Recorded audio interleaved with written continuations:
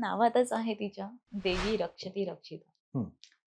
अ, ती स्वतः देवीचा अंश आहे. बरं, त्यामुळे मला स्वतःला स्वप्न पडलं होतं, की कुमारिका बलीचा विधी चालू होता बरं. आणि लिटरली मी स्वतः घामाने ओली झाले होते. म्हणजे जी शांभवीची जी सुरुवात आहे, ते स्वप्न मी कुठेतरी बघितलं होतं. फक्त तिथे रेडा होता आणि इथे कुमारिका होती. बरं. सो माझ्या मुलीनी मला देवीच्या 10 महाविद्या आहेत, दशमहाविद्या हं. त्याच्याबद्दल माहिती दिली. इतके दिवस मला त्याच्याबद्दल माहिती नव्हती. बरं.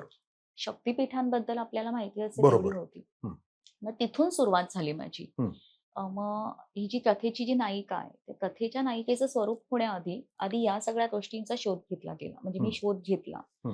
की देवीच्या आधी 52 की 108 अशा शक्तिपीठांवरून अजूनही ते चालू वाद आहे. आहे. येस. हं. मग त्याच्यावरून मी आले 10 शक्तिपीठांवर, ज्या 10 दशमहाविद्या, ज्या हं. दशमहाविद्या म्हणजे पण शक्तिपीठांचं रूप आहे. बरं. तिथून कारण हा जर विचार करायला गेला तर ह्याचा प्रवास खूप मोठा होईल आणि मग तिथून आम्ही आलो 4 तांत्रिक शक्तिपीठांवर. बरं. हां, तर या 4 तांत्रिक शक्तिपीठांशी लढणारी ती नायिका आहे.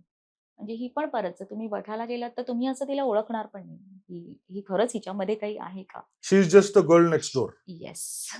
सो बरं. आणि ती पण साधी सरळ आहे आणि मग तिच्या आयुष्यात काही घटना घडत राहतात आणि म्हणजे आपण म्हणतो ना, की आपण रोज सकाळी उठतो, झोपतो आणि जे काही आपलं दिवसकाम चालू असतं. हं.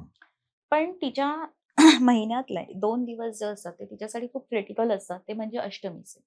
बरं. जेव्हा आपण म्हणतो ना, की अष्टमीला देवीची जी शक्ती असते ती सगळ्यात उच्च ह्याला गेलेली असते. हं. त्या 2 दिवसात तिला महिन्यात अशी वेगवेगळी स्वप्न पडत असतात आणि मग तिचं कारण माहिती नसतं. Otherwise she is very normal. ती एका छान ठिकाणी जॉब करते आहे, पुरातत्व विभागात जॉब करते आहे वगैरे. तिचं बरं, छान आयुष्य चालू आहे. बरं. त्यामुळे तुम्ही जर तिला असं बघितलत, तर ती तुम्हाला अशी साधी कर्मचारी वाटेल. पण हं. तिच्या आयुष्यात काहीतरी होत गेलेलं आहे.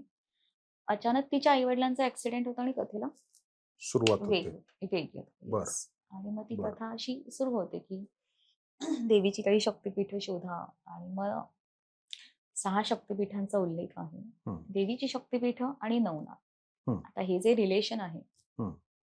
ते मला सुद्धा माहिती नव्हतं. मी जरासं परत म्हटलं तसं. पण मी जेव्हा अनेक पुस्तकं वाचत गेले, तेव्हा मला त्यांची लिंक लागत गेली, बरं. की हे असं आहे आणि मग हे असं असू शकतं. हं. आणि मग त्याच्यातून जे साकार झालं ते ही पुस्तक आहे. दॅट इज देवी रक्षती रक्षिता.